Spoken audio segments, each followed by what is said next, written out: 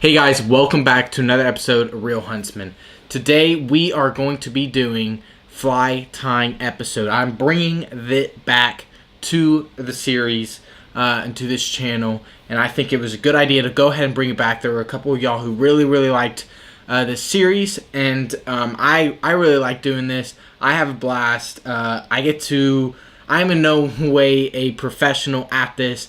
Don't know what I'm doing too well, and so I get to learn along with y'all as well, and I'm having a blast. I hope y'all are, but let's get started. But today what we're tying is a rabbit zonker strip, and the reason why I'm deciding to tie this is because of this time of the year. Specifically, since I'm here in Texas, I do a lot of bass fishing. And so this imitation right here of this rabbit zonker strip is a great bass fly. And especially during this time of the year, it's after the shad spawn in the mornings and the early afternoons. Those bass are busting on shad schools. And so I've decided this is what we're going to learn for this this episode, because I thought it fit into this time of the year. It was perfect. A perfect imitator that one, y'all can go and tie it, and then you can go and throw it out in the water and get some hits. So it's a really easy fly. It's a really beginner fly. I've tied it already like 8 times. It doesn't take long at all, and it's really simple, and there's only a couple of steps to it. So we're going to go ahead and get to tying it. So what we start off with first is we first have a number 8 streamer nymph hook, and then I've got a let me see what this is, a 3/16 nickel bead head, and so that is basically what we were working with right now.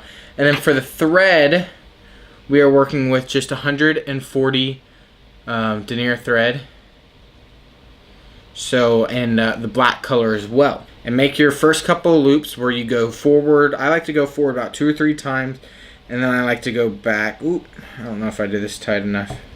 So make sure you want to start off your hook in a good tight position where it won't move. Like I said, y'all, I am not a professional at this by any means. And then work your way back forward to where then you'll get some silver ultra wire that you can find just at wherever you buy your fly stuff. Let's back that up so we can get into focus. Yeah, just some silver ultra wire, and I like to get a good bit, about 2-3 inches. Oh, it broke off. That's fine. So then, and I like to keep my spool a little shorter. It's easier for control. But then we'll just go and stick that right at the neck, keeping it on top of the shank, and just work our way back. So very simple so far, nothing too crazy. Oop, there we go. Nothing too crazy at all. So as y'all can see, kind of there you go, that's a good view. Y'all can see that silver wire just sticking out from behind. So then what we do next is we get about the same amount of length of some pearl chenille, and just go and cut that off a good little bit, and then you get the tip of that, and you'll just try and pull out a couple of those things. It doesn't have to be perfect. I actually don't like to get it all off, because if you don't get it all off when you're wrapping your thread around it, it kind of gives it more texture to actually work with. So then what we'll do is we'll go and kind of fig out this body. You want it as straight as possible. So mine, it's got a big bump in that back end because we tied it there. So I want to, in this mid section of the shank, I want to kind of build up that body to where it's pretty level, and then I just bring it back up to the eye. So then I start making my loops around this body, and I like to really tuck that under the bead right there, and get it as close as you can to that bead, and then make 2 to 3 little tight wraps, 3 little tight wraps, and then pull that down, and that line, you'll see it'll kind of kick out, and I'll put it right there. Throw that off to the side. Make a couple more wraps, cinch it down. Okay, so then when we get to this point, go ahead and make sure you have some Prism red dubbing, and it's got a nice little sparkle to it, as y'all can see there. And so we will go ahead and you get a good amount of that. Oh yeah. And so I like to start off small. I don't like to get too much at first.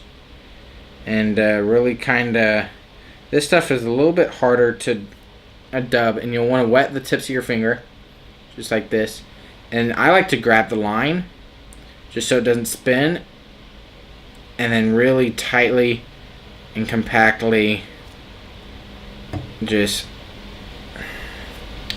get that going. And this won't be enough, I can already tell. But at least I can get it going. This might be a little too much, but it's okay. I kind of sometimes like a little mixture of variety here. So what I'll do here is that last wrap, when I'm starting to see it get thin, it's starting to get thin on this dubbing as it's getting closer. I'll start bringing it closer to that, back to the front of the body, so that you don't see a black thread going up it. So it's looking perfect like that. I'm gonna trim off. It's just a little loose. My pack wasn't super tight, so it's got these little legs going everywhere, but that is a-okay. That's not a big deal.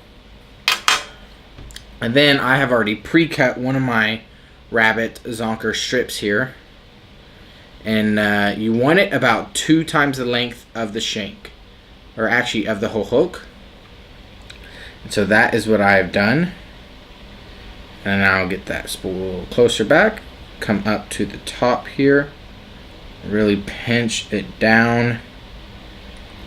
And you want really like 3 or 4 good tight wraps to really get it in there.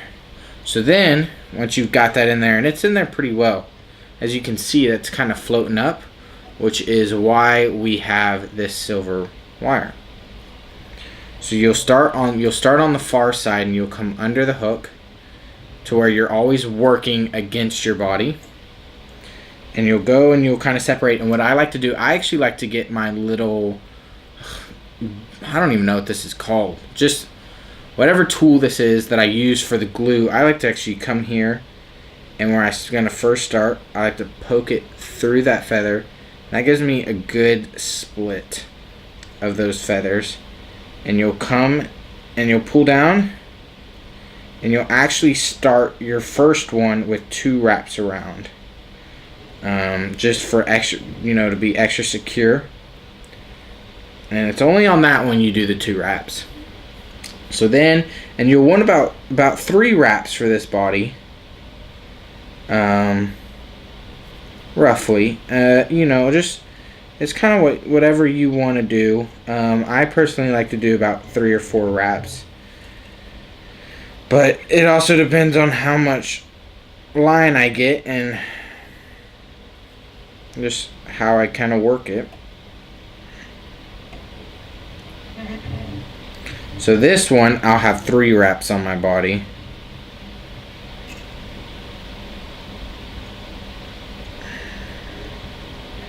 Four wraps total.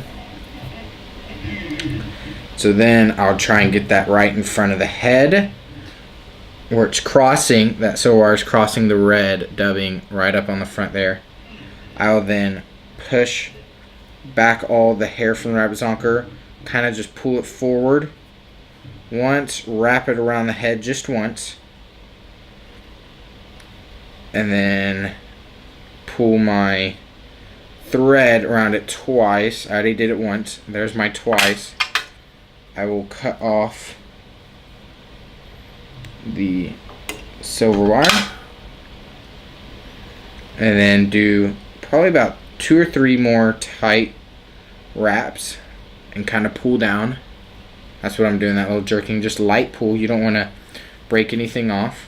You'll get this tool as well. I don't even remember the names. And you'll do a couple, 3 or 4 whip finishes. And so what you do is, you see that little hook right there, you'll put that thread on, right where that indentation is on your bobbin, you'll do it, and you'll make it to where it looks like a 4. Can't really tell if y'all can see that. Make it look like a 4, and you'll just go over the eye about 3 or 4 times. I like to usually do 3. And pull that. Perfect. Cut it off. And once we cut it off, we get our glue. If I can open the lid. We get our glue, and we just kind of tap it on there. About 2 little drops is what I like to do. Oop, not enough drop.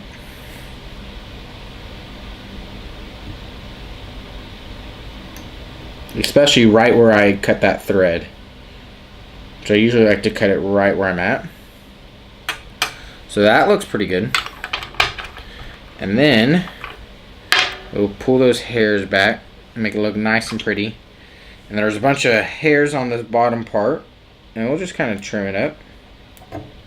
Just clean it up also slightly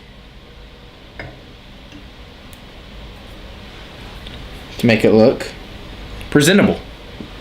Okay guys, so that is the end of this episode. Like I said, it's a really easy fly to tie. There's not a lot of work to it. You can tie it in like a couple of minutes. It doesn't take long at all, especially once you know what you're doing and you're getting it down. And during this time of the year, it is definitely a fly to throw. This time of the year, like I said, the shad have already spawned, and so they are schooling. And so when you come across that in the mornings and afternoons, you throw this bad boy out there where you see there's birds, or you just see that there are bass popping, the shad, and you will definitely get hit, because this is an amazing fly to throw. So, and like I said at the beginning of this video, you can just use a streamer nymph hook size 8 with a 3/16 nickel bead head in order to tie this size. I think this is a great size. A lot of bass will hit it of different sizes. You'll get big bass hit it, little bass. It's not too big, not too little. And so just, you know, encourage you to tie this fly, tie other flies, learn more about it. It's really not that difficult. I'm pretty new to it, and I'm learning all as well, and I'm having a blast while doing it. So I hope y'all enjoy this episode, and stay tuned for another fly tie-in episode. Real Huntsman signing out.